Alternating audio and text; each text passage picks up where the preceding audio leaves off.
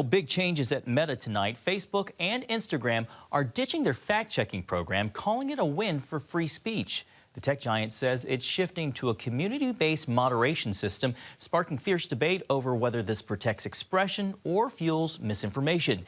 CBN senior Washington correspondent Tara Mergener is here to break down the sweeping changes and what's at stake. Tara. And John, they are big. The shift comes after years of backlash over content moderation, particularly after the 2016 election. Zuckerberg says the fact checkers were too politically biased and undermined trust in the platform, especially in the U.S. The bottom line is that after years of having our content moderation work focus primarily on removing content, it is time to focus on reducing mistakes, simplifying our systems, and getting back to our roots about giving people voice. Now, this change is important because it shows a shift in social media, with Meta and X, formerly Twitter, moving to less control over content and more decision-making by users. It's similar to the changes Elon Musk made after buying Twitter. Meta's third-party fact-checking system started after the 2016 election, largely due to political pressure, Zuckerberg says, including from legacy media. Now, this new policy will lift some restrictions on political issues and focus on enforcement of illegal content and serious violations. Meta hopes this will restore trust with users who've complained about censorship and false flags. Now, the move is being praised on the right, with conservative voices who've long criticized social media companies for bias and see the shift as a victory for free speech. President Trump had this today when asked earlier. I thought it was a very good news conference. I think they've come a long way. Meta, Facebook, I think they've come a long way. I watched it. Do you think he's directly responding to the threats that you have made to him in the past with these Probably. actions? Yeah, probably. And critics on social media are responding with concerns that removing the fact checkers could lead to the spread of misinformation and bias. Senators Elizabeth Warren and Bernie Sanders among Democrats who previously criticized Zuckerberg for secrecy surrounding the future of the company's content moderation. Now, industry observers say the policy is a clear signal that Meta is moving away from its old model toward a more open approach. Supporters will be watching closely, John, to see how all of this unfolds.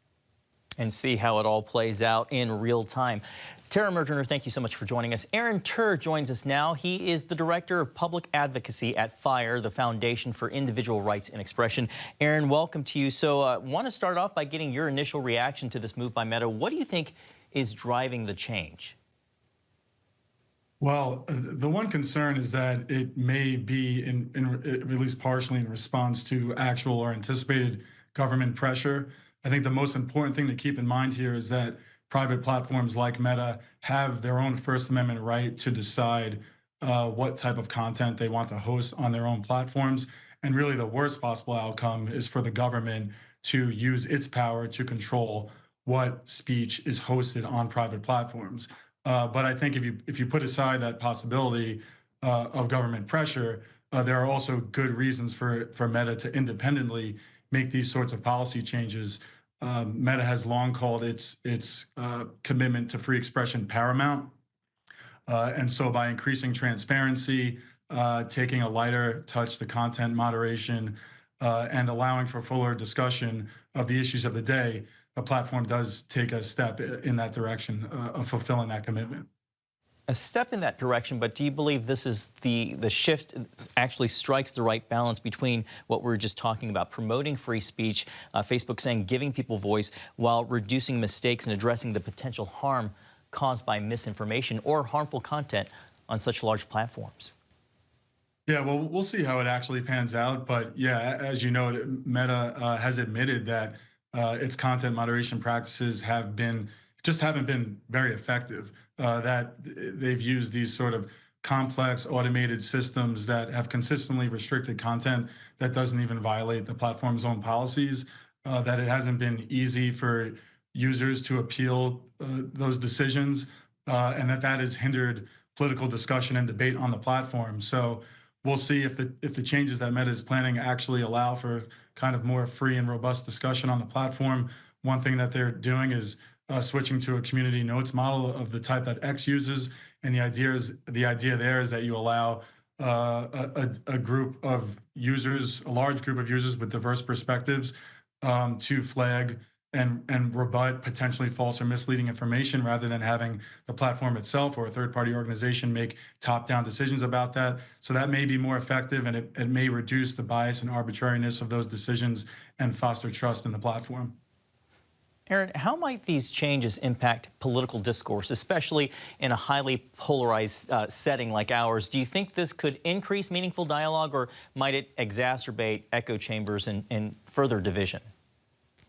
Well, that's a good question. So the community notes model, for example, might have the effect of reducing polarization if people see it more as a legitimate form of counter speech. That is, we respond to speech that we disagree with more speech by trying to expose and rebut it, rather than having a few people with power at the top decide what's correct, what's incorrect, what's allowed to be said.